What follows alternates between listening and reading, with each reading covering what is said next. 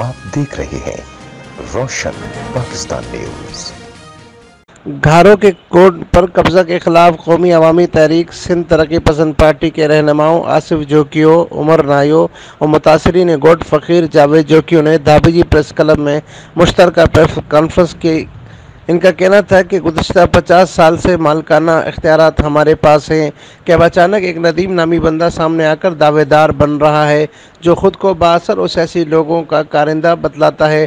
Press conference करते हुए फ़कीर जावेद जोकियो का कहना था कि गोट बादल एसाबानी जोकियो पर बाअसर नदीम का कब्ज़ा और दीगर लैंड माफी की जानिब से जान से मारने की धमकी दी जा रही है, जिसकी वजह से हम गैर महफूज होकर रह गए हैं।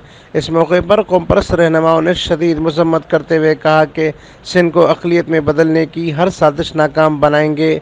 सिंध हुकूमत सिंध की ज़मीनों पर से गैर मुकामी लोगों की उजारतदारी और कब्ज़ा ख़त्म कराए, दीगर सूरत शदीद एहतजाज किया जाएगा। सिविल कोर्ट के, सेशन कोर्ट के, सुप्रीम कोर्ट के, चीफ आर्मी के, DG रेंजर्स के तो मेहरबानी करे असांखे गरीब माण्हू असांखे सपोर्ट ॾिनी वञे ऐं असांजो ख़्यालु कयो वञे।